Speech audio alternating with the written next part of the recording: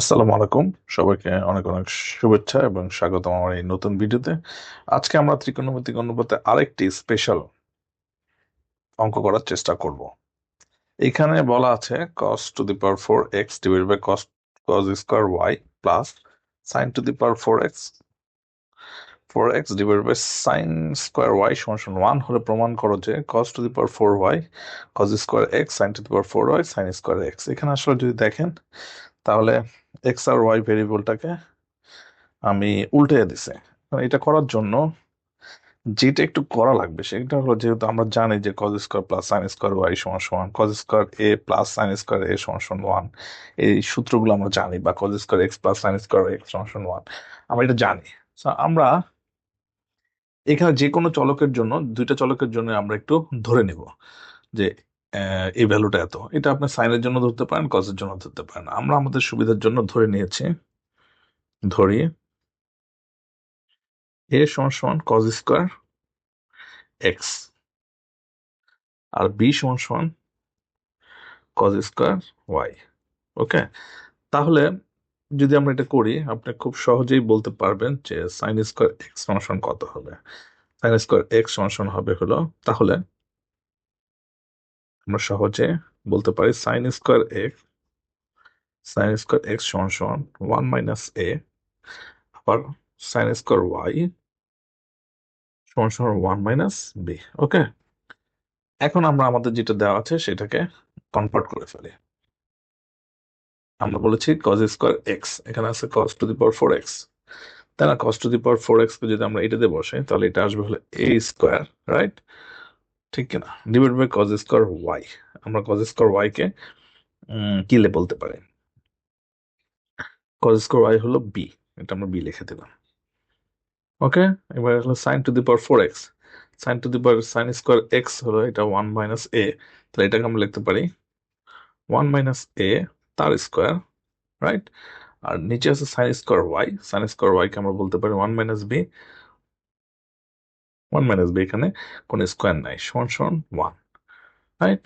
তাহলে এখন একে যদি আমরা একটু সিম্পলিফাই করি তাহলে এটা আসবে হলো বি 1 - b, বি হলে এখানে আসবে এ square minus A square B plus, আমরা যদি এটাকে ভেঙে ফেলি 1 স্কোয়ার a - b হোল স্কোয়ারের সূত্র দিয়ে, তাহলে B 1 - 2a plus A square, right? এটা সমান সমান 1।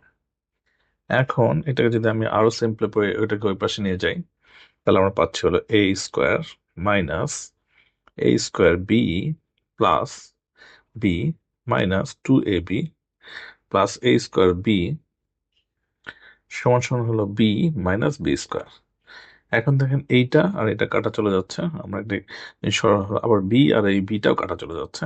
আমরা যদি এটাকে এই পাশে নিয়ে আসি তাহলে আমরা পাচ্ছি হলো A square minus toys A B plus B square সমান সমান 1, রাইট? তাহলে এখান থেকে, সরি, এটা জিরো হবে কারণ আমরা তো প্লাস বি স্কোয়ার এখানে নিয়ে আসছি, সুতরাং এটা জিরো হবে। এইটাকে আমি লিখতে পারি এ মাইনাস বি তার whole square is equal to zero, সুতরাং এ সমান সমান বি। এখন এ সমান সমান বি যদি হয় তাহলে কি দাঁড়াচ্ছে?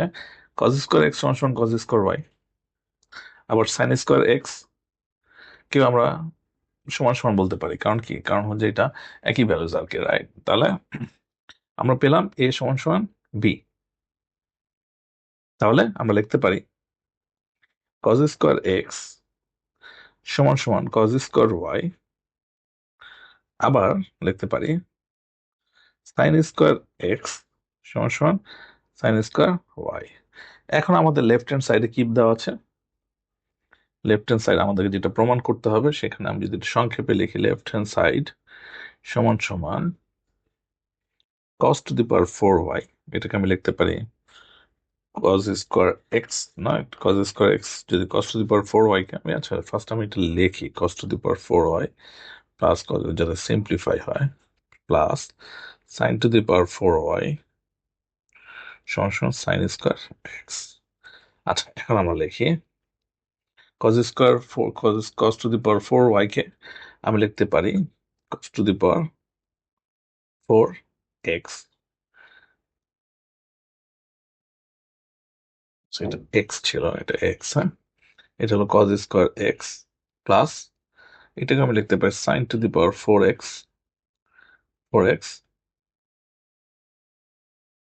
তাহলে আমার এখানে থাকছে cos square X plus sine square X, এটা সমান 1। সো আমরা আমাদের যে প্রমাণ করা দরকার সেটা প্রমাণিত হয়ে গেল। আজকে এই পর্যন্ত, সবাইকে অনেক অনেক ধন্যবাদ।